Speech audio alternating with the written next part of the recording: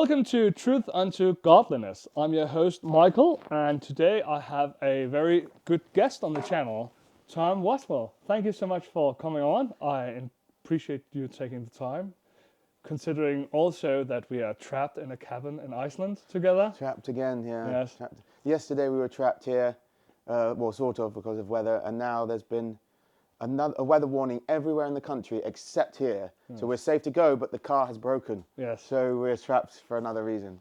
So we're trapped, and if we sound kind of deranged, it will probably be due to cabin fever. But I also wanted to discuss with you because I think even though I mostly cover areas about Christian theology, there is, in a very strong sense, I believe, a return throughout Europe and America, especially among Europeans, a longing for the transcendent, for religion, for ritual, for a rootedness in this global world. And I, of course, experienced that also among many of my friends who have gone from the secular, atheistic, materialistic worldview to embrace different sorts of Christianity, mostly traditional forms of Lutheranism or traditional forms of Roman Catholicism. But I've also seen a great interest and growth in Norse paganism, both in Denmark but also in other European countries. And you are probably one of the guys to talk to about that. Yeah. I don't say that I practice Norse paganism. I say I practice Germanic paganism or English paganism, but the English variant of it. Although I don't make, some people make very important distinctions, like try and make them sound like they're different religions. I just consider Norse and English paganism to be the same religion. They're just variants of Germanic paganism. Yes. And there are, of course, there were in the ancient times regional variations in traditions, but there are variations between individuals. It doesn't make it a different religion. No, right. So, but this kind of growing interest, especially since, the decline of the new atheism movement in the West, I really felt like something has changed, especially among young males in particular. A longing or hunger almost for the religious, for ritual, for rootedness. I imagine that's also something you may have experienced. yes, that I think that's it was widely, you can see it everywhere in a lot of the phenomena you described, of like people adopting various forms of Christianity, including non-ancestral forms. So you have Americans of British descent converting to Orthodox Christianity or whatever. There's some of the same impetus behind that as you see for the people adopting ancestral native religions as well. What do you think? What do you think has caused this hunger or this desire? Because it seems in our modern culture we have gained a lot of things: material wealth, security, technology, at an unprecedented scale. But it seems clear to me that we have also lost something. The local communities don't play or function in the same way as they used to, and the way that global culture has become so dominated by a sort of international, very very similar American metaculture has also, I think, caused people to find out that they have lost a sense of identity. They're not as rooted in their history, in the country, in their people as they have been. Do you think that might also be one of the reasons why people are longing for a more traditional approach to religion? Yes, I think ethnicity plays a part in it, and I think that there's a kind of different sort of cause of these two things actually. One, the desire for the return to the transcendent or to find enchantment in the world is caused by a combination of the cultural direction the West has taken, like since post-Enlightenment rationality, or the Enlightenment and rationality, and the scientism that is dominant in our culture, as well as the effect of technology as driving a wedge between man and the created world. But then the sort of focus on a return to ethnicity or ethno-specific traditions is a consequence rather of finding oneself in the chaotic, multicultural West. So where so many of the newly arriving peoples of non-Western origin focus intensely on their ethnic identity. And there is also a political and social incentive to have ethnic identity.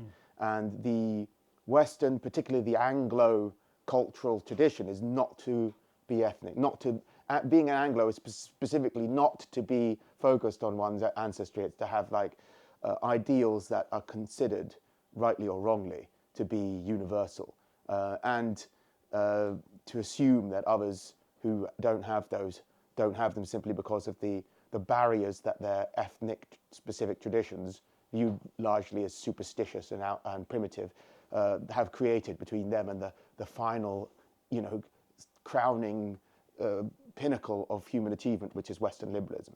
So yes, now the Anglo and related Western peoples are realizing that returning to an ethnic identity is either desirable or even sometimes a necessity in order to survive into the future of this chaotic ethnic landscape that's presented today. I think it's also an interesting question to pose, whether this development, this desire and movement towards traditional expressions of religions, whether Germanic paganism or traditional forms of Christianity, is that mostly due to the encounter with the other, with these very self-confident, self-conscious, let's say, Arab Muslims or Turks or Persians who place a great deal of importance in their national and ethnic identity? Is it due to the meeting of the other person, or is it due mostly to the ever ongoing hollowing out of European identity and cultural belonging? Because I think ever since the 60s and 70s, we've seen a decline of the different European cultural institutions, such as the large national mainstream churches. They're ever more decreasing in attendance, decreasing in size and importance. Also the role of local communities, such as the rural villages, different sports clubs, associations, and so on. We see declining membership almost throughout the board. So, do you think it's mostly due to the loss of our own native institutions and communities, or is it due to the meeting with the other? It's certainly both, but the extent to which one or the other is the cause, I'm not sure. With the exception of some people who describe themselves as heathens, who I don't really believe are heathens, who are just a sort of atheist, who want to use heathenry or whatever pagan religion as a sort of a marker of ethnic identity. And some of those certainly probably are responding to immigrants who do similar things. But I don't think that's the majority of people, because most of the right-wing pagans I know are actually in search of the transcendent. And we certainly can't say that the left-wing pagans are, trying to, responding against multiculturalism, because they often like multiculturalism. Yes. So I don't think that is a complete explanation, because there's probably some tradcaths as well who are just using it as an ethnic thing, or they think the West is Catholic, so or the Muslims are this, so we're Crusader, conquistador, or whatever. So they want to use Catholicism as an ethnic marker. But I think the majority of people who are returning to religion are doing it because they are seeking the divine. They're actually genuinely trying to get through the facade of materialism at something real. And in my opinion, as a heathen, that has to be ethnically specific, because that is the proper way to engage with the divine, because mankind doesn't have, the universal perspective of mankind doesn't really exist. Everything is tempered by our specific, unique ways of being. Interesting. So I think you've been practicing Germanic paganism for more than 10 years, right? Yes, I've been practicing Germanic paganism since 2009. Oh, yes. And I think it's fair to say that in that time period, interest in Germanic paganism has been growing. Correct. Yes. If you were to summarize or give an overview of the different sorts of motivational factors from those who have gained an interest or become Germanic practitioners of Germanic paganism, what motivates these people? What are they seeking and what are they longing for? It's rather tricky because, as I say, there's not proper data, so that I can. And I met a lot of people, but I don't ask every single one that question anyway. So even my anecdotal interpretation could be very misleading. I know people like to just generalize and say this is the reason, this is the reason. Sometimes as polemic, or sometimes as to like say ideal sort of hope or hopeful wishful thinking of what the reasons are.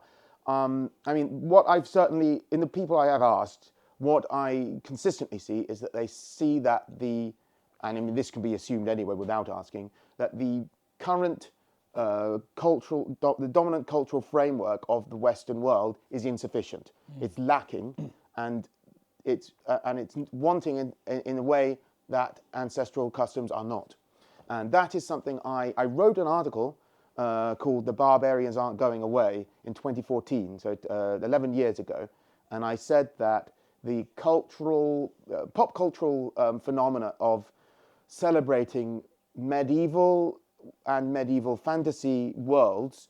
I was commenting on that in 2014. It was like Game of Thrones and the Vikings History Channel thing were new, and Skyrim was only 3 or 4 years old. And I was saying that these things would still be here in 10, 20 years, and that phenomenon wasn't a trend, and it would continue indefinitely. And the editor of the Telegraph I sent it to said, "Nah, it's not. It's all." He was dismissive of it, but I've certainly been vindicated by it because everything I said is 100% true. And the reason I said it wasn't a trend is because when I was doing my documentary in 2013, From Ruins to Ruins, and I just interviewed various people about this sort of thing, and all of them said there's something missing, and then I realized that there's a cultural need, and they're trying to fill this hole. So that would be the main. And by the way, I don't like Game of Thrones or the Vikings series or a lot of these medieval fantasy things. Like, I certainly don't like Marvel Thor. I don't like those things, but I recognize what they was a grasping at something in an incompetent sort of way. They're not doing it right. They're not reaching in the right way, but they're reaching towards the past for something that they can't find in the present. Yes. Yeah, I think that's very true because time and experience also demonstrates that you can't have an approach to humanity that defines us as empty slates where you can just fill in whatever you want to. We are born into a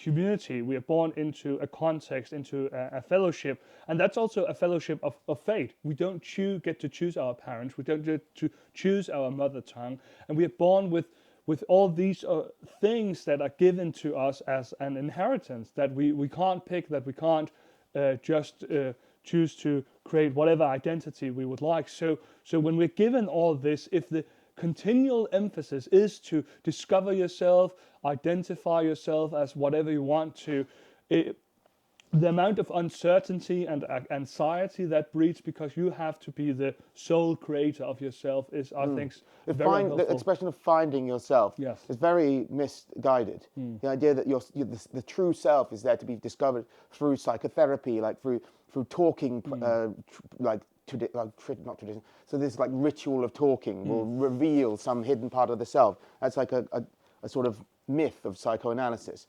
or that even going traveling, like women or young people who like to go, think that when they go traveling they'll find a different version of themselves than they have at home, which is of course nonsense. That you will never you're just bringing your same self somewhere else. There is also a kind of a sort of expectation that one will define oneself by one's purchases, by through cultural signals, basically defined by purchases, the products you wear, the lifestyle activities, and that's something that social media has exploiting, because into these different segmented communities who define themselves really by different lifestyle and purchases, and that helps advertisers to exploit them more easily. But that is not how that's not how a self is defined. I think the problem with the problem really lies with the Western idea of the individual as the subject of history, because I don't think that is the subject of history. I think peoples, rather than humanity or an individual, it's peoples that are the subject of history. Yes, I like to frame it like this: we are given so much even before we are born. We are born into a family. We're born into a people. When we are raised, we're given a name. We are given a language and a culture. And these things could be viewed, I think, helpfully explained as empty containers, because when you're born into this context, if it's not filled up, you will have a hollowness to you. For example, I was born a Dane. I didn't choose that. I was born into a certain family. I didn't choose that.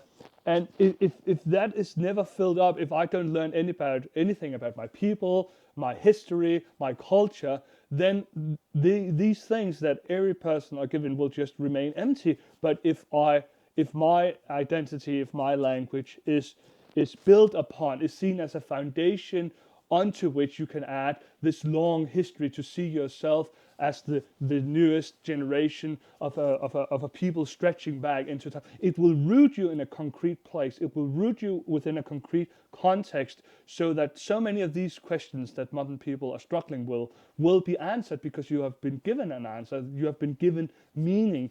And I think that might form a good segue into, and also a good answer to, in part, why people are, at least some people, because we also have to kind of mention the fact that it's a small minority of people, because we still see the vast majority of European Americans, of Europeans, they seem to struggle on in this materialistic, secular worldview, while the decline of mainstream Christianity is ongoing. Then it's only a minority that returns to traditional expressions of Christianity, traditional expressions of Norse Germanic paganism. So even though the problem is quite widespread to many people, it only seems to push quite a small minority into taking a quite radical departure from the mainstream. And some of those can be also, as I sort of touched on earlier, some of those can be considered not really genuine, and being just using, tradcath or heathenry or whatever as another, purchased sort of identity, like part of these, like lifestyle signals that are defined by purchases and aesthetics, and not actually by like a wider identification with a group and like a chain through history. But at least it's reaching in the right direction. Which, unlike someone who defines himself by their love of Marvel films or whatever. I don't know what there's many things, like they can have positive, like, positive things as well. Like health and wellness is a very positive thing in your life, but it's also part of an identity matrix of like purchases and like social signals that is not authentic. Right. Yeah. So that it has to be not just a mask or a suit you wear, but it has to be something that goes not just on your outside to make you have a certain appeal, but it needs to change something in you. It needs to be something that enters into your very being to become who you are, and not just something you put on. One interesting sentiment that I have often encountered also among if not all, then most traditional Christians, is that when we meet traditional pagans, we prefer them. We see a greater sense of overlap and community with those than with atheists or materialists, because we have this shared agreement on the importance of the transcendence. We often have a keen knowledge about the objectivity of certain moral values. And I've found this sentiment many times, because I've done some videos on my YouTube channel before about talking about Norse paganism, and many people have written things like, well, I will always prefer a pagan to an atheist, for example. I find that sentiment quite interesting. How, from the other side of the aisle, do you view that sort of meeting between Yeah, well, I've always been, when I became a heathen, I was already a perennialist. So I was interested, before I was heathen, I was like calling myself a pagan in general, but without having a specific mode of practice. And like, I wasn't really a pagan in the sense of like having a religion, but I just said I was pagan because I believed vaguely in some things and I was interested in ancient religions. But I also was a perennialist, influenced by René Guénon and Julius Evola, and the idea is that, like, I don't believe that there's one true religion. It's not that I practice heathenry because I think it's the one true religion for mankind. It's just that this is the best way for me to engage with the divine. And I like the idea that people say religions are vocabularies or languages with which we engage with the divine. It's just like language. It's not like there's one human language which is the ultimate way for humans to make sense of the world. Languages are a product of the interaction of a people with their land and their neighbors and with each other, and it develops in tandem with them. And the religions are extensions of those in that sense. Although since the Axial Age, there have been individual thinking men, from Zoroaster to Plato to Buddha to Christ, St. Paul more so maybe for the thinking aspects of it, but who say, wait, the inherited traditions aren't sufficient. We need to think them through a bit more. Yes. But even so, the majority of the religious impetus comes from a sort of organic expression of a people, I think. Yeah, so the comparison to languages is quite interesting, because it would obviously be wrong to say that there is a common, true, sublime form of language universal to all mankind. We each have our own languages, and all languages, regardless of it being Chinese or German or English, they all seem to describe and grasp towards this objective reality we find around us. If religions sort of are a parallel to that, do you think that all these different religious expressions, all these religious languages, do they grasp and describe one objective universal reality, just like languages do? Or? Yes, they do. But the best way of getting an objective perspective of this cup is not like your or my perspective, but a combination of the two. That's not to say I want to I'm not promoting syncretism, but instead I'm promoting pluralism. Yes, okay, interesting. So how would you view Christianity? Because as I said before, we are a minority today in European society, those of us who confess any sort of a traditional religious expression. And I kind of hinted towards a sort of natural community or a shared faith, because we stand on the same aisle of believing in transcendental truth, in objective morality, over against the plurality of our peoples who have still embraced a sort of materialistic secularism. Do you view traditional Christians as allies or foes in this fight, or how do we stand or relate to each other? Yeah, this is the same thing. I mean, anyone who sees, in a sense, like anyone who has a perspective opposed to the dominant culture of the age, which derives from, I don't see it so much as a pluralistic culture. I see it as a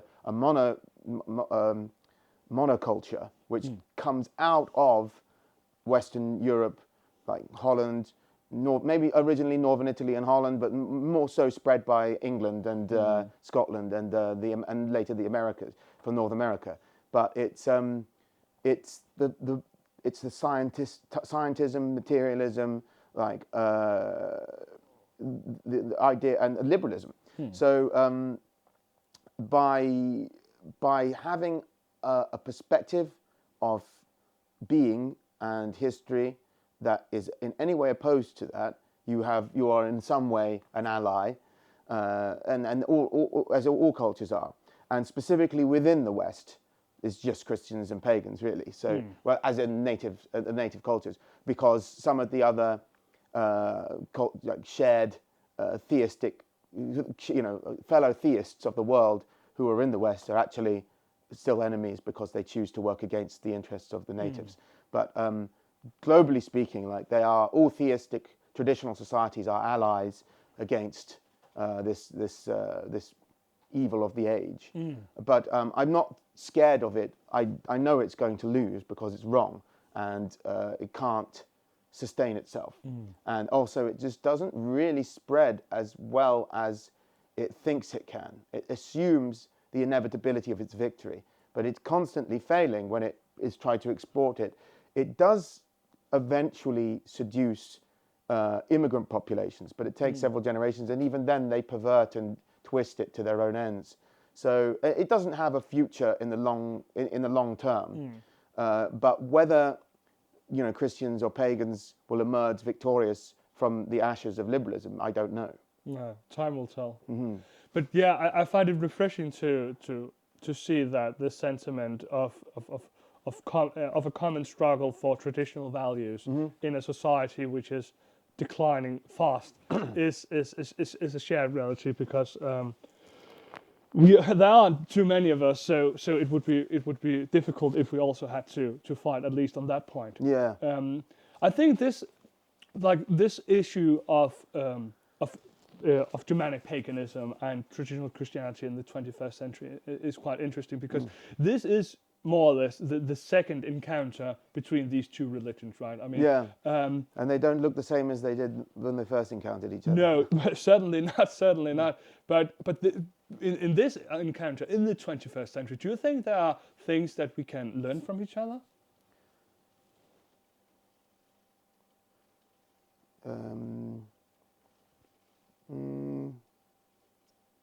So if I were to begin, I would maybe point out that historically, Christianity has, here I mean in the very early times, been good at incorporating natural cultural elements into its being. So when, for example, the Armenians converted to Christianity, they didn't become small Italians. They kept their language, they translated their scriptures. Christianity took upon itself a unique Armenian expression in Armenia, and the same were true for the Copts and for many other of the early populations' conversion. But today, I think, especially due to the influence of American evangelicalism, this has been lost to the monoculture. Yeah. To a great degree, and that has been immensely damaging, because I think that Germanic paganism really gets something right about this, and that's something that we Christians ought to learn from. We have lost something in trying to universalize not just our beliefs, which I think is non-negotiable, these are universal truths, but the expression and the devotional life and the liturgy should in a very intimate sense be tied to the people and find a expression that reflects the nature and the peculiarities of the people. So a Danish Christian should be different from a German or an English Christian. And this is something that has been lost more and more over the years. And that's something that I think Germanic pagans does very well, because the historical rootedness and the national expression and the sense of historical continuity are so heavily emphasized. Yes, obviously, I will agree. It should be so. And I also think that, well, the way when people reconstruct Germanic paganism in different parts of the world, in Europe, not so much in the Americas, but in Europe, they, besides relying on medieval texts and archaeology, they also very naturally like to fall back on the existing and surviving folk customs of their regions and integrate those into, because many of them are of pagan origin, and those, when Christianization occurred, some of the regional heathen customs survived in Christian forms or semi-Christianized forms, or even in not very Christianized forms anyway, and continued right up until the current times. And so heathens then want to stamp the Germanic paganism revival with their regional folk traditions, such as like Valborg in Sweden is quite likely integrated into a Swedish pagan's custom. May Day in England, or whatever. Like in the West Country of England, the tradition of wassailing is extant. So this is obviously of Anglo-Saxon origin. It even have the Anglo-Saxon name wassail, and it's singing to the apple trees in January to make sure that they will bear good fruit is obviously of heathen origin. And they pour libations of cider onto the roots of the trees. And that was considered not, I mean, for hundreds of years it carried on, and they didn't think it was pagan because they just didn't, because that would have been an insult because they were Christians. But they were doing it, and they probably didn't think of it as Christian, but they just thought of it, that's just what we've always done. And then after the introduction of like anthropology and like, modern study of folk customs, people say, well, this is of pagan origin, and the words and the songs are clearly of Anglo-Saxon origin, so we can say this comes from Anglo-Saxon paganism. So heathens like myself will attend these wassailing events with people who are not generally pagans, and will do it. Yes. And some of these folk customs have actually been, the presence of the knowledge of their pagan origin has corrupted them in some ways, because, for example, I remember there was a documentary in Ireland about St. Bridget's Cross, and like which is agreed generally to have a pagan origin, Gaelic pagan origin. And there was this old, in the folklore archives of Dublin University, there's an interview with this old lady, and they were telling her, like a folklorist was trying to explain to her as she was making them, that it had pagan origin. This old lady was like, what? I'm not doing it anymore. She stopped. So they destroyed, by studying it in that way, they destroyed it, because she was a strict Catholic, and she didn't think that this pagan custom had been pagan, and it only survived in the way it did because no one knew it was pagan. And also in England, some of the people at the wassailing events now, they will try to make it more pagan. I'm not talking about heathens like me who attend it. I'm talking about the people, organisers, but the people who aren't actually real pagans. And in so doing, they corrupt it into something wrong. Like there was a woman at a recent event, wassailing event, I saw her making a prayer for the yeast, and she was praying to yeast and saying, yeast, make good cider or something, which is just, it's a very materialistic idea. She's imposing her own, she's like, we don't pray to the trees now, we pray to yeast and Mother Nature. Like, it's not really that's not really what wassailing was. So, yeah, but anyway, I've gone off on a tangent there. But my point being is that there are regionally specific customs that define local people that have easily been assimilated into Christian Europe and are now being sort of re-assimilated into heathen customs. But also, it would be a shame if Christians, having now the knowledge that some of their folk customs are of heathen origin, would chose to, defy their ancestors and then abandon them. Yes, that's true. I remember reading one of the early church fathers, Saint Basil, a Greek, who talked about this issue, because this was in the 4th century, and he was responding to a letter he had received about whether it was licit for Christians, in this case Greek Christians, to read the Iliad and the Odyssey, because they are full of a pagan worldview, a pagan mythology, and in no substantial sense bearing resemblance to Christianity. So, well, would it be fine for these Greek people to read the Iliad? And I mean, that poses a good dilemma, touching upon some of these issues, I think, because if he would have said no, you would lose such an important and monumental part of Greek identity and Greek cultural achievement. If he said yes, there might be the danger of syncretism and to give approval to these things. So the way that Saint Basil replied, I think he responded like this and explained it very beautifully. He said that you should be like the honeybee and not the fly, because when the fly flies out, it will land alike on flowers and dung. It will take everything, the good with the bad. When the honeybee flies out, it will seek out only the flowers, and only by visiting what is true, good, and beautiful will it collect the nectar from there and return back home.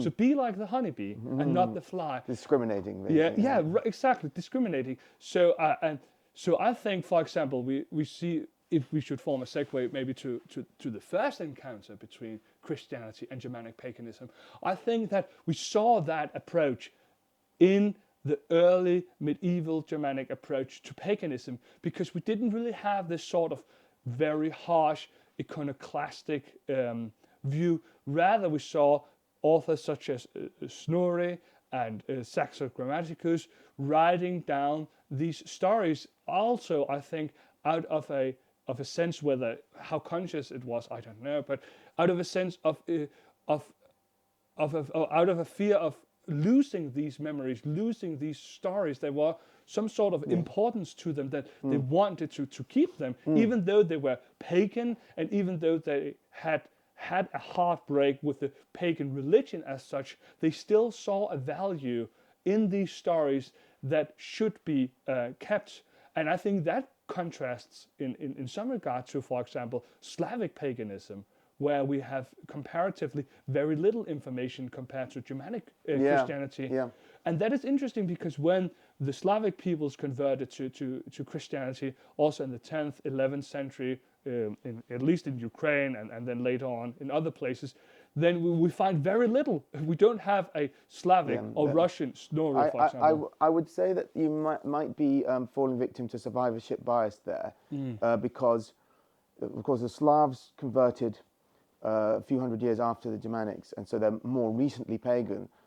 It's the reason that we know more about Germanic paganism compared to, say, Celtic or even Slavic is just because of one man.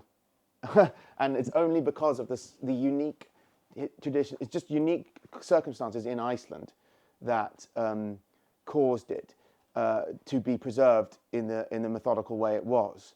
And that is just neither of us believe in chance, but that's just a unique circumstance of history. It could have happened another way, but it's because of the hyperliterate nature of Icelanders that happened partially, but also because of Snorri's desire to preserve the poetic tradition of Iceland. And it wasn't possible for Icelanders to learn, because at that time, Icelandic literary traditions were threatened by the introduction of the Romantic tradition, Romantic novel and things like that, and European, or specifically French, traditions of literature entering Iceland and becoming more fashionable. And he wanted people to continue, skaldic traditions of poetry. But you can't do those. It's not possible unless you know the mythology, because the tradition of skaldic poetry requires, or Eddic poetry, or any of the Icelandic poetry, requires kennings that refer in convoluted ways to mythology. So you just can't do it unless you know the myths. So he wrote down the myths with the sole intention of preserving this poetic tradition. And this prologue is just nonsense, trying to Christianize context. But it is also him trying to neutralize the threat that he does recognize, a sort of theological threat of heathenry. But he's so, it's excused because, from his perspective, poetry is not, poetry is part of being an Icelander, and he wants to preserve that. But I would say also that is not, I would not class that as the first encounter, because this is a 1,000 years after the first Goths becoming Christian. So that's further away than we are from Snorri. So we should maybe at least call it the second encounter. I think that the last Swedes, the last Swedes there were still pagan Swedes at that time that Snorri was writing it down. So Sweden was the last Germanic pagan country. And then there were even Sami worshipping Thor, much like in the 1500s. So although they'd Uralized it, or whatever, they'd made it less Germanic, but it was still, it was Thor anyway. But the Slavic folk traditions of pagan origin are extant, or were until very recently. Even under the Soviet Union, there were lots of pagan traditions still in Slavic countries, but were destroyed not by Christianity, but by communism. So they were there, but that's why I think Slavic countries and Baltic countries and the Celtic countries, when they try to revive paganism as ethnic, for often ethnic identity reasons, as well as a desire to return to the transcendent, they have to rely a lot more on folk customs, which, as I said, people do in Germanic countries, but it's fine if you're just doing it for a ritual or an event, but it doesn't give you much of an insight into the mythology. There are Christian sources, there are Christian authors who have written down things about Slavic or Gaelic myths, but the way, for example, Gaelic mythology is communicated to us is in a completely different context to Snorri. This isn't someone who's trying to preserve the myths so that the poetry can survive. This is someone who has reimagined an old pagan mythology as a historical narrative within the Christian framework. Yes. And that makes it extremely difficult to pass what is a pagan myth from my perspective. Now, some Gaelic pagans will insist I'm wrong, and they know probably a lot more about that mythology than I do. But I think it is, it's just this great fortune for Germanic people that Snorri existed. Yes. And I don't think Snorri had any pagan inclinations at all, but some people do, because there's a record that his father was compared to Odin because of that might have been an insult rather than actually an indication that his father was genuinely practicing some paganism. But it should be noted that the official conversion of Iceland in 1000 made allowances for the continuation of paganism. Yes, so it wasn't outlawing paganism, it just said from now on, 1000 onwards, pagans must practice at home only and not in public. But of course, even today, that wouldn't be enforceable. To enforce that then would be also impossible, because it's extremely empty country. So 200 odd years later, when Snorri was writing, I'm certain there would have been folk customs around in Iceland that we would now look at as seeming extremely pagan, but they might not have thought of it as such. But to try and push a bit back on that, let's say Snorri did a monumental work by writing down the Edda, but and correct me if I'm wrong, but the poetic Edda, the older one, he wasn't the collector of those. He didn't compile that into.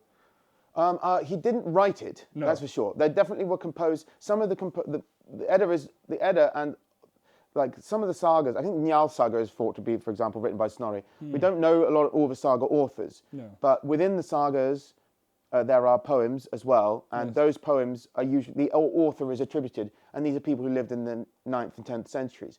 And the Eddic poetry as well is datable to that sort of period, to the late Viking Age.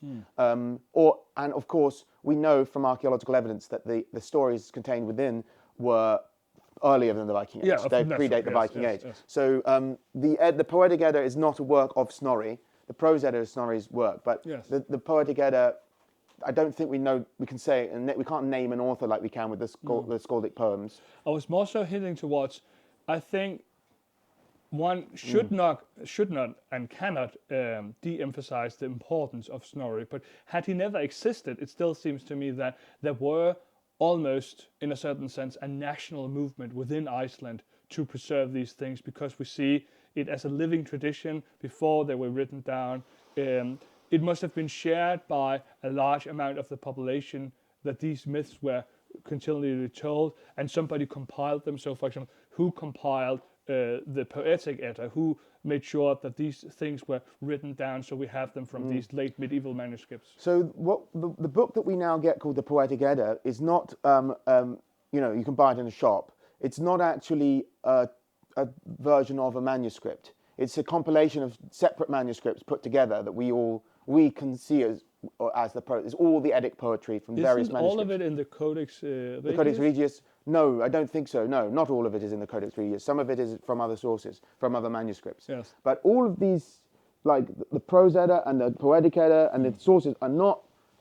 They also another miraculous, twist of fate that they were found. I think in the 1500s they just surfaced in some like farm or something. Like they just like pop up in various places in Icelandic farms, and then they enter into like the European consciousness, usually first in Scandinavia and Germany in the 1600s, and the Europe rediscovers these stories. But so it's not the case that they were living traditions in Iceland. Well, not by the 15th century, no. Or the 16th, or the 14th. But by the 12th century. In the 12th century, certainly there were, or 13th century, they were still extant, but a couple of hundred years later, I think they had to be rediscovered. Yes. But what we do see is that there are folk songs, for example, in Scandinavia, which have the same stories. Yes. Like that, and they survived in a constant. So we know we can date these stories to before the Icelanders left Scandinavia, before the 800s. Yes. So even if they're not in the exact form that we find in the poetic source or in the songs, because the songs and the poems would have been altered in the Viking Age and since. But also, even in Germany, the Nibelungenlied is a German version of the Völsunga saga, Yes. and that means that story must predate the divergence of the North and West Germanic people, probably, which is even older. Yes, but if just to continue, like maybe with the last question of this time, do you think it would be fair to say that there were a particular interest or emphasis among the Germanic peoples to, after their conversion to Christianity, to keep alive some of their pagan roots? I know very little about Slavic paganism. I know very little about Celtic paganism. But when I look at early medieval literature, for example, the story of Beowulf, written by a Christian monk, or the Heliand, which is a paganized version of the Gospels, or Snorri, as we talked about, and the anonymous compiler of the Poetic Edda, Saxo Grammaticus, who also incorporates a lot of the mythological material. It seems to me that we have many authors from many different places saving and committing these stories and this to parchment, which was which required a large amount of energy, time, and money. Is there anything comparable to that? For example, the Celts converted to Christianity quite early. The monastic movement. By which you mean the Irish, I suppose. Yeah. The Irish and the monastic movement was very strong, and we have a lot of other written material from that time. Why don't we see a comparable amount of Celtic paganism being saved? That's a good question. It's interesting. Like, on the one hand, yes, the Germanic world has all these examples, like Beowulf written down. I think the Helialand and Saxo are not. I mean, Saxo had some desire to preserve the myths, but he's also very much trying to demonize these people, and that might be because he's actually trying to stop, get rid of extant traditions of paganism that might have survived. Maybe not. That might be a speculation. The Helialand certainly is using that kind of thing. Bede, the Venerable Bede, is alive at a time when paganism's still there. So when he's recording aspects of the heathens, he's also not doing. He's doing it partly to like assert English identity as something that's Christian, and also at the same time he needs to talk about who the English were and how their pagan roots, so that he can define the English in opposition to Celtic speakers in the country, because he wants to define an English ethnic group, and he defines them as a Christian group, but he needs to incorporate that heathen identity as a way to distinguish the other Christians as a hit from historically.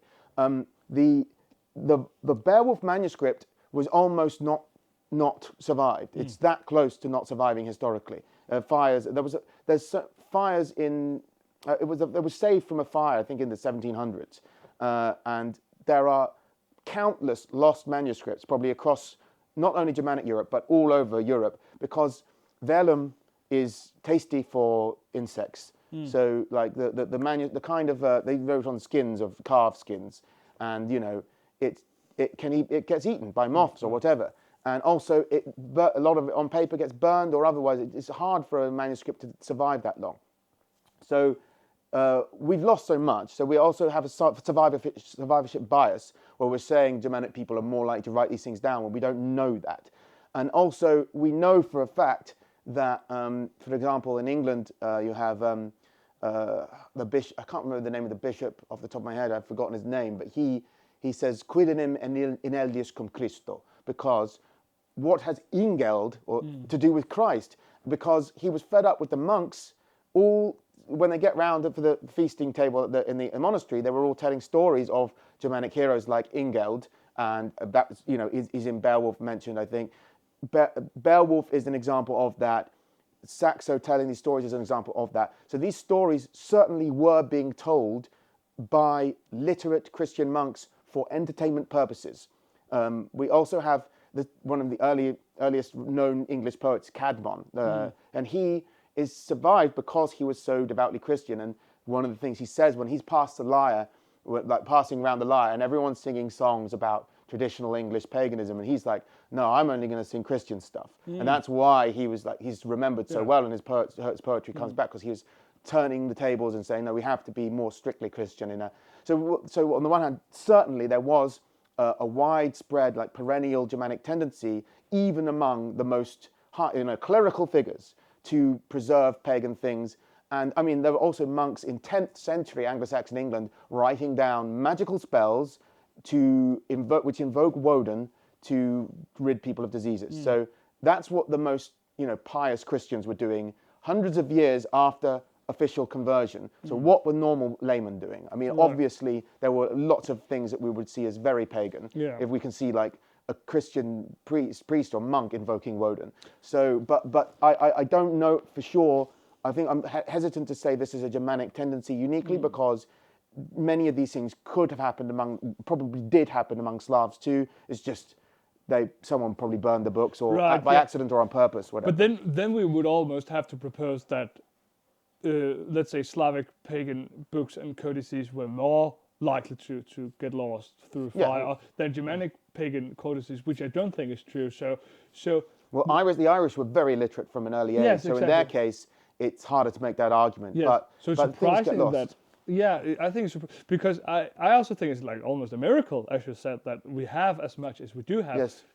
I consider it, providence. I consider it. I don't think it's coincidence. I think I see it as I'm meant, from my perspective as a heathen, I'm meant to use the sources that are available. And when last year, and the year before, there are finds that read like runic finds that come out that like help us. Like the earliest mention of Woden came out like in a bracteate from Vindelev, and then the earliest ever runestone was discovered last year, and then another very very early runic inscription from Funen, I think. So these things keep popping up, but from my perspective, they're not coincidence. Everything is weird. Earth. It's meant to be. It's fated that these sources are meant to be there for me to look at and reconstruct the religion from. Yeah, because I could also share that the manuscript, the medieval manuscript containing the whole of Saxo's history of the Danes, also survived only within a single medieval codices, which was rediscovered by a Danish clergyman who typesetted and published it in Paris in the 1590s, I think. And afterward, this burned, so it only survived. We have lost only the video. Because of his effort. Yeah, so because he typeset it and it entered into wider circulation, it survived. And as you said, we have lost countless things. I also think like some of the very leaves of the only manuscript containing Beowulf are burned, so it was like snatched from a fire at some point. So it is a miracle, truly, that these things survived. And you could then argue that this, antiquarian tradition is. I mean, archaeology starts off. The earliest main archaeologists are in England, Denmark, and Germany. And is that a coincidence? Is the fact that archaeology comes from these regions? Is that the people who studiously dig up and document every single? They measure everything and they write down. Like William Stukeley in England, and I can't remember the name of the early Danish guy. Ole Worms. Yeah, that extremely scientific approach to excavation, which had never existed before. And is that coincidence, or is this a racial tendency? I don't. It might be. It might be. I know. I get sometimes non-Germanic people complaining, why is there such a focus on Germanic all the time? Why isn't there a Celtic Survive the Jive? There is some Fortress of Loo, for example, is an American of Irish and British descent who focuses more on Celtic myths, but there aren't so many equivalents to what I'm doing in other regions on YouTube, or why is it that I've done better or whatever? I don't know. It might be just because there is a racial tendency to the Germanic urge to write things down and record them. I spend hours. My grandfather was a genealogist, and he wrote down all this stuff. He collected loads of records, and I have digitized all of it, and I have spent hours and hours of my life digitizing things from the 19th century and 18th century and I don't most people don't spend their evenings doing that, but it's an urge to do this. I want it all. It's a desperate need for these things not to be lost to time, and that to be passed on. And maybe that is an ethnic tendency. I don't know. At least I think it's a virtuous thing. I think the love of country, of family, of forefathers is a virtue that should be encouraged to, exhorted to, and I am very pleased that these early Christian clergymen wrote down those things, because through them and through their preservation, they allowed us to know ourselves better, to know our history, our background, and our culture, and also to learn from the wisdom of our forefathers, to be as the honeybee. They preserve the meadows where the flowers are now blooming, from which we are to collect wisdom and. I'm so grateful to them, and that's why I try and express that gratitude by mimicking them, but with the digital digital form. We've been given the tools of digital media to continue this in a new way. Yes. So that's partly why I am a videographer and not a writer. I mean, I was a writer, but I thought this is the medium of communication that I've been given, and I want to, and the internet and things like that, and digital records. So I think it's really important. And also, like, I mean, I think the Codex Regius has been made available, entirely digitized online. So like, this is a very Germanic thing, like, to do, like, to just keep everything, and it's good, it's virtuous too, like you said. Yes, it is, truly. I think that, so to hit on that note, the Germanic pagan sense and emphasis on historical rootedness, of identity, of country, culture, I think that's one of the things that modern Christians can learn something from. Yeah. And Christianity itself has contributed this to the West, because the whole process of manuscripts is something that is from Christianity. And that was what I wanted to ask you, namely, because I think this is one of the things where modern day Christians at large can learn something from pagans. Do you think that both historically, in, let's say, the first encounter between maybe the Goths and the early Christians of the Roman Empire, or later in the early medieval times, or now in the 21st century, are there some things where pagans, where Christianity has contributed something to Germanic paganism, or where you think that you could learn something from Christianity? I mean, like I just said, the actual manuscripts. Like, without the Christians writing those down, we would not be able to be pagans. So that is the main contribution from Christians. Of course, mass literacy. I mean, there was runic literacy. It keeps getting pushed back. People could say, like, runes didn't. People try and. Actually, academics are responsible for this, just because their academic caution is seen as a virtuous thing within academia. I'm not going to say anything too risky. So they always say that runes only began shortly before the earliest finding, and then they find another one that's older than the older and older and older. So I think that runes are at least 2,000 years old, maybe 2,200 at most. But yeah, the earliest finds are from like 100, 200 AD, I think, some that kind of. So a couple of hundred years after Christ. But that kind of runic literacy doesn't really, there was never runic books. I don't think there were ever a book written in runes. I mean, despite the like Deucalion stuff like later on in Christian times. But the idea of this new technology of writing, which could have been contributed without Christianity, perhaps by the Roman Empire, because the Roman pagans did it. But this, like, writing records in that way is a very great gift, because although the oral traditions do have a persistent tendency, and we know that the Rig Veda, I mean, the earliest manuscript we have of the Rig Veda is only 1,000 years old. It's hardly older than the earliest, than the Codex Regius. But the Rig Veda is reliably dated by the language to be 3,500 years old. So for most of that 3,500 years, it was passed on entirely orally, and we assume the same thing for Homer as well. So, like, I think that if I don't know how well, in the one sense, Christians contributed that through writing, but in another sense, you could argue that if it hadn't been for Christianity, it wouldn't have been needed, because the oral traditions would have continued. But I don't know. I think it's good to have a written version, and obviously there are lots of benefits to literacy in not just in terms of religion, but more broadly. Like, it has allowed us to excel as a people and to achieve many things. It's a more efficient form of communication of data, like than oral traditions are. And also, Christians have inherited systems of social organization from the Romans that are effective for similar reasons. Yeah, when you mentioned like mass literacy, that also seems to be a product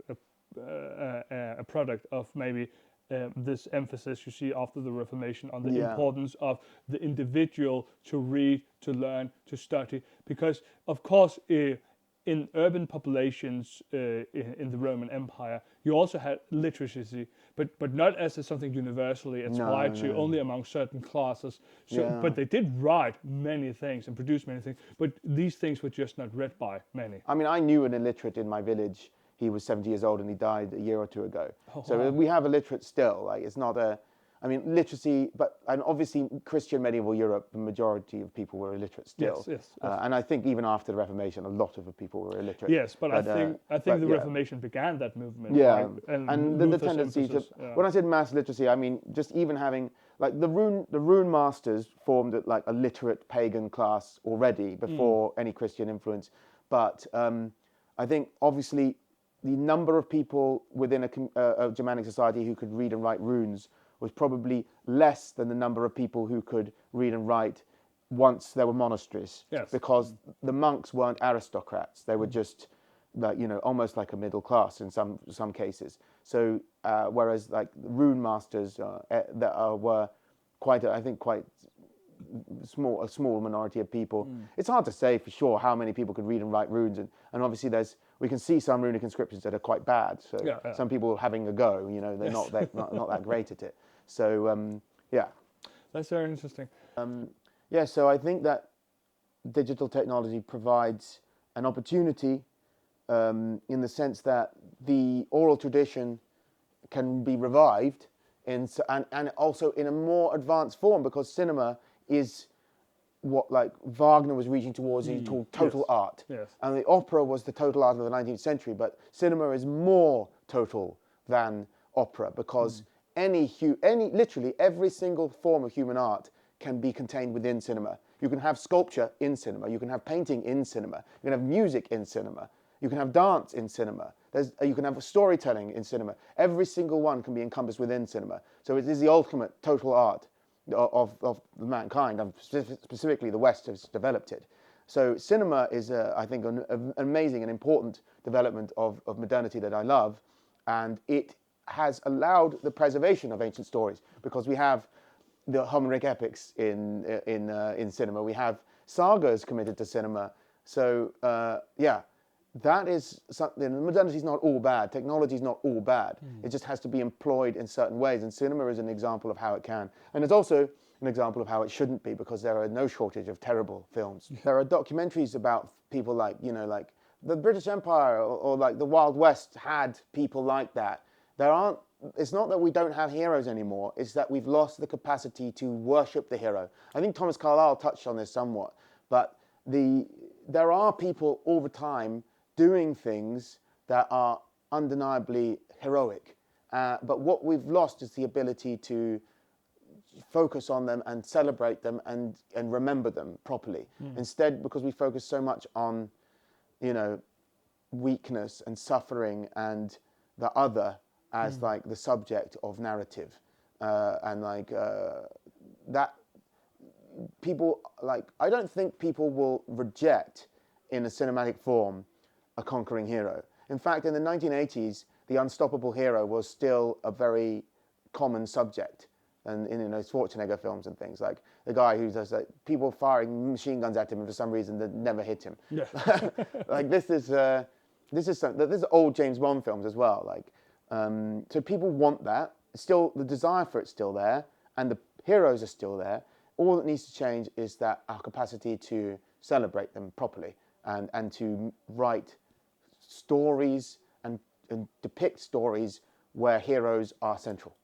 The question also reminds me of this meme that often goes around, especially on Twitter, where they'll have like a picture of a beautiful European cathedral, and they'll ask like, why don't we build cathedrals anymore? Because to make such magnificent transcendental art, you need to have transcendent values. You need to have a belief and faith in these things, and we don't have that anymore. So people don't really want to make these, what could you say, like sublime expressions of artistic product, because that really springs from some more foundational values. And I think these values have truly been lost. So we can still make entertainment, but whether we can still make, Well, Notre Dame was done pretty well, don't you think? Notre Dame was?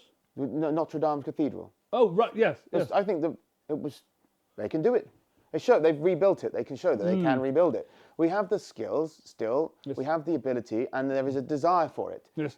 I think the main problem I'm just sorry to be pedantic, but I think the main problem with why people don't build cathedrals anymore is because it's very expensive to build like that, Yes. and it's hard to get the funding. Yes, but Yeah. but to build that, so we can rebuild what is broken. But do we still have the capacity to make the new cathedral? Because I'm not just talking about I mean, a new architectural style, equivalent to Gothic, but yes, not Gothic. or something equivalent to the medieval cathedral. Because today, for example, if I go to any major European or American city, I'll see the same boring concrete and steel structures, and the highest, the tallest ones, all have to do with finance. It's corporation headquarters, whether I'm in Dubai, London, Moscow, Copenhagen, Berlin, whatever, it's the same things. So where are the great and glorious parliaments, for example? Because we still believe democracy is one of the most famous, most important and foundational values to the West. Why don't we create parliaments which reflect the importance, the value we attach to that specific institution? And we don't. We still make them boring, cheap, effective, utilitarian structures. We don't have anything. I think that's like the money mind. It's the mind of like, you know, keeping, you know, the bottom line, and it doesn't realize that actually, I mean, the medieval cathedrals provided economic opportunities to many craftsmen, and it was a great collaborative effort. And but I think there's a focus now on the, you know, like minimizing expenses in architecture. Yes. You can always spend a little bit more. Just talking about a house and not a grand public building now. Just a little bit more for, you know, to make a house a bit nicer. Just like have a little, you know, like sometimes you see in Iceland, the gables have been, you know, ornamented with like some craftsmanship. That makes all the difference. Yeah. But people like thinking, how much money have I got, and what's the maximum I can get in size, or should I have a slightly smaller house and spend that extra money on, you know, ornament? And they always go for size instead of ornament. And that's why I want to base it in a spiritual impoverishment, because it is this monetary or materialistic spirit that has infected us Europeans, I believe. Because when you had poor medieval well, that might not be the best example. When you had traders and the middle class in the towns, medieval towns, if we look at the few examples of surviving furniture from the medieval era, you had these beautiful ornate cabinets, beds, and so on, and they were extremely poor. And if you asked a carpenter, well, just like to put the poles together, you don't have to spend all these working hours carving and so on, it's fine, then they could have saved a lot of money which was sorely needed. Yet they didn't. They didn't. They still, because they had pride in their work. They had pride. There was a sort of spiritual value. Same with the medieval cathedrals. Of course, they were economic centers, and the pilgrimage trade was a huge economic activity. Yet still, the time and energy spent on carving, for example, small gargoyles high up in towers, which would never be seen, was made still, because there was such an important, like, I'm not just doing this to maximize, you know, the GDP. I'm doing this for the glory of God. Yes, it's the same that you can see on churches and Greek temples. Like the pediment of Greek temples, the reverse of the gods on them is carved perfectly. No one can ever see that. No, exactly. But they did it perfectly because the gods can see it. Yes, it was done for piety, and we've lost that. Yes, and there was that kind of aspect of it as well. There is less religious aspect, but I mean, religious art still exists. If you go to like the Far East and like new Buddhist temples are being made, Muslims were making new mosques, so it's just it's mostly just us in the West that have lost that. Yes, but I think that gives this more interesting. I don't know, that might be biased, but it gives I think an interesting answer to the question as to why we don't do that anymore in the West. I think we've lost some of that spiritual foundation needed to have the motivation to build something that will last for the next 500 years. Yeah, we don't do that in the West anymore. Yeah, and it's also because of that lack of a religious impulse is probably the motivating factor in the development of like Bauhaus and stuff like that, where minimalism and stuff like that, which is popular in Nordic, you know, furniture and every interior design. Like it comes from an idea that ornament is superfluous, and they're trying to strip down and make things better. But some ornament is good. I'm not a fan of the Baroque period. I think we went too far with ornaments, so we are moving back a bit. So it's not. I think maybe we're going to strike a balance. We need to get a bit more ornament in interior design and in architecture, but not go too far. Yeah. Yes. So I think this should wrap it all up. Do you have any final thoughts, comments, or questions yourself? No, I very much enjoyed this conversation, and yeah, it's been we've been traveling together for about a week now. Yes. So yeah, That's been wonderful. It's been fun. Thank you so much, Tom. Cheers.